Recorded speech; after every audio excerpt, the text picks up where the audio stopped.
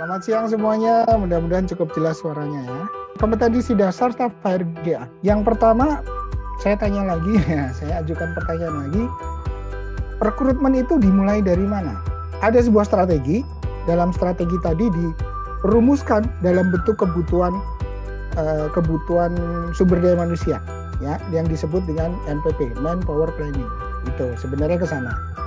Dan biasanya kebutuhan ini dirumuskan pada akhir tahun untuk awal tahun, gitu ya. Sedikit saya cerita dulu bahwa ruang lingkup manajemen SDM kita mulai dari mana? Dari organisasi. Kenapa? Yang namanya memanage sumber daya manusia, manage orang.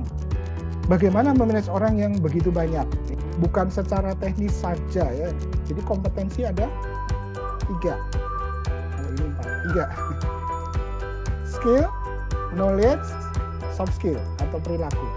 Tadi yang sudah saya cerita bahwa rekrutmen itu mulai dari MPP ya.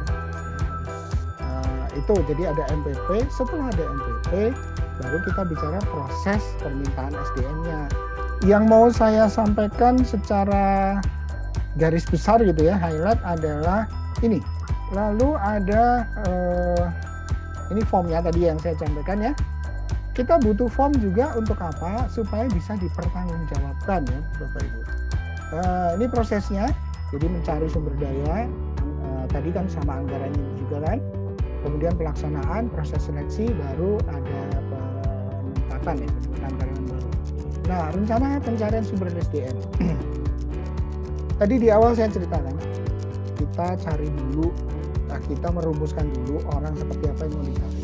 Tadi yang saya cerita di awal bahwa Bapak Ibu itu sebagai muka pertama dari perusahaan, itu artinya Anda melakukan ini employer branding. Ini ada kolom A dan kolom B ya, kita ambil contoh satu aja ya.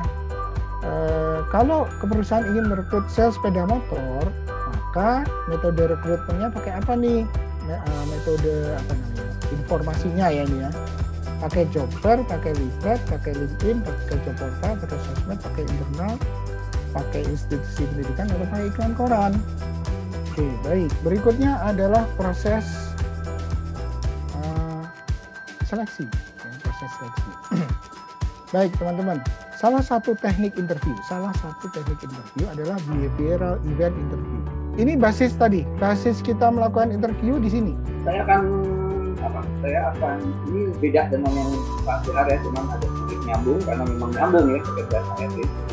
Yang pertama perjanjian kerja. Jadi ceritanya setelah diterima oleh Pak Johar tadi dalam rekrutmen gitu ya, saya sambungkan. Setelah rekrutmen dilakukan dengan baik dan benar, dengan hal-hal yang tadi perlu oleh Pak Johar sharing yang perlu disiapkan, perlu dilakukan, gitu ya. Itu kemudian kemudian dihasilkan beberapa orang karyawan sesuai dengan kebutuhan perusahaan gitu ya, dengan kebutuhan perusahaan. Baik, yang pertama perjanjian kerja waktu tertentu. Perjanjian kerja waktu tertentu adalah perjanjian kerja antara pekerja atau buruh dengan pengusaha untuk mengadakan hubungan kerja dalam waktu tertentu atau untuk pekerjaan tertentu. Kemudian PKWT atau perjanjian kerja waktu tidak tertentu. Ini untuk karyawan tetap atau karyawan permanen, ya, karyawan yang tetap. Itu perjanjian kerja antara pekerja atau buruh dengan pengusaha untuk mengadakan hubungan kerja yang bersifat tetap. Oke, yang selanjutnya adalah induction training. Ini panjang, harus lebih ini lagi. Jadi gini, Bapak Ibu, induction training ini adalah salah satu cara perusahaan untuk menumbuh kembangkan engagement karyawan baru sejak awal dia masuk kerja. Itu tujuannya. Ya, selanjutnya HRIS, Human Resource Information System. Ini jadi kelanjutannya, ada PKWT-nya, setelah tanda tangan bisa, kemudian di induction training, semua berkasnya kemudian disimpan. Ya, bagian staff DM-nya HRD atau HRD sendiri input data ke aplikasi komputer ataupun masuk Excel juga tidak apa-apa gitu ya. Input semua datanya, kemudian berkas karyawan itu disimpan. Ini ada di situ ada pengelolaan SDM ini termasuk di dalamnya adalah ketidakhadiran dan kehadiran.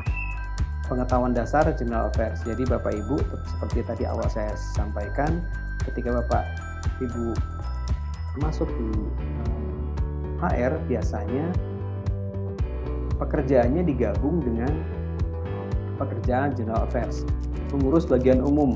Peran GA itu memberi dukungan pada seluruh fungsi dalam perusahaan dengan cara memberikan pelayanan umum. Jadi mendukung, fungsinya supporting, mendukung fungsi perusahaan. Persepsi terhadap General Affairs ini yang harus diubah ya. Jadi yang berlaku umumnya General Affairs itu paradigma lamanya adalah bersikap reaktif. Jadi ada masalah baru bekerja. Itu paradigma lama. Nah, Bapak Ibu, kita pakai paradigma baru tentang GA, yaitu bersifat proaktif karena tugasnya adalah mengelola sarana dan prasarana perusahaan. Apa itu sarana? Sarana adalah fasilitas perusahaan, prasarana adalah infrastruktur perusahaan. Mengelola karyawan terkait dengan keamanan, kebersihan, dan kendaraan. Ini contohnya apabila perusahaan menggunakan tenaga outsource, maka bagian keamanannya biasanya kalau outsource ya itu di bawah tanggung jawab seorang GA. Untuk beberapa jenis bidang industri mensyaratkan keterampilan teknis seperti kelistrikan, teknik sipil, dan lainnya. Ini tergantung perusahaan. Tapi secara umum orang GA bisa dikerjakan oleh siapapun. Memahami teknik negosiasi dan lobby ini kaitannya sama kalau Bapak Ibu juga menjadi bagian pembelian. Kemampuan menyusun dan mencatat pembelian dan perawatan, kemampuan memecahkan, menyelesaikan masalah dan memahami keputusan. Jadi ini problem solving juga termasuk mengambil keputusan ya.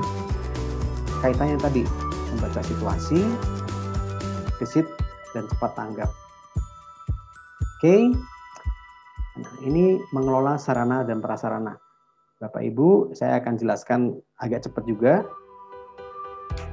Mengelola sarana dan prasarana itu adalah pengadaan, penyimpanan, pemeliharaan, inventarisasi, pencatatan, dan laporan berkala. Ini 5 hal untuk sarana dan prasarana dikelola menjadi efektif dan efisien. Oke. Nah, ini tadi pengadaan sebuah kegiatan yang menyediakan sarana dan prasarana untuk mendukung operasional berorganisasi. Ini harus disesuaikan dengan kebutuhan organisasi dengan menggunakan prosedur yang berlaku. Nah, ini kalau di perusahaan sudah ada SOP-nya enak nih. Jadi kebutuhan organisasi sesuai dengan SOP. Lalu setelah fasilitas dan prasarana perusahaan sudah kita adakan, maka bagian penyimpanan. Ini dilakukan untuk menampung hasil pengadaan barang. Saya ingin jelaskan sedikit tentang 5R. 5R itu konsep dari Jepang. Ya. Awalnya ini cleaning up, arranging, neatness, discipline, dan ongoing improvement. Dan